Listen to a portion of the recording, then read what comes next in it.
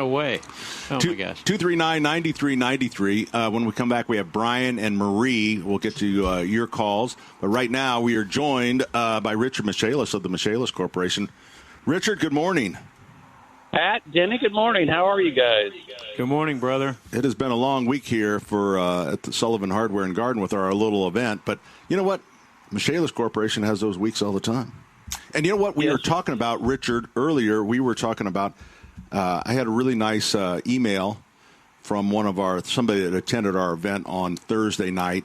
And just that they took the time to write and said, hey, you know what? We drove an hour and a half. We had a really good time, So I just thought that was nice. And you have very similar things with a lot of your customers. One was me, but you heard from your customer, Wes. Well, it's a great story. It was sometime in June. His 89-year-old mother's air conditioning system shut down.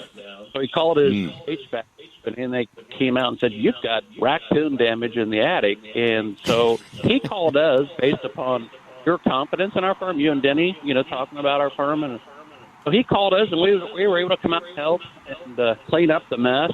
And, with our mitigation team, we normally start immediately, so we did. And, there's no mess like a raccoon mess. Oh.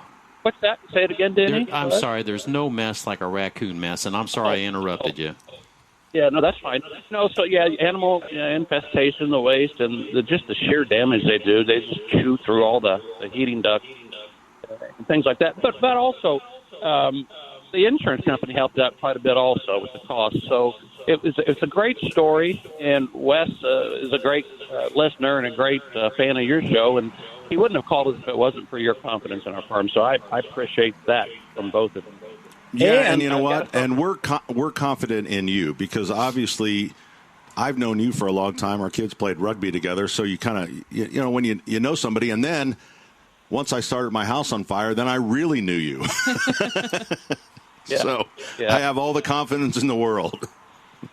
Well, thank you. So a quick fun fact. You mentioned one of your associates was from Rochester, Indiana. Yeah. Do you know that Rochester High School's mascot is the Fighting Zebras? Yes, I did, because we actually had that's where our lake place was in Rochester. That's right. I forgot. So ours was also. I grew up on that lake also, and I forgot that, Pat, that you were up there. So no, but you didn't. So you guys just had a lake when you were younger or something.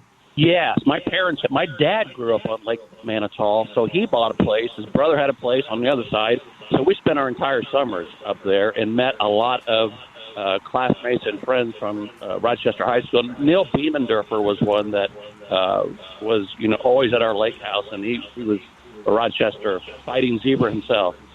You know what? And look where we are in 2020 right now. They look like geniuses. The black and white zebra. Oh, boy. There you go. Richard, thanks for spending a little time with us. All right, guys. We'll catch up with you. It's the Michaelis Corporation, the number 844-FIX-INDY. That's 844-FIX-INDY, the Michaelis Corporation. Construct, renovate, restore.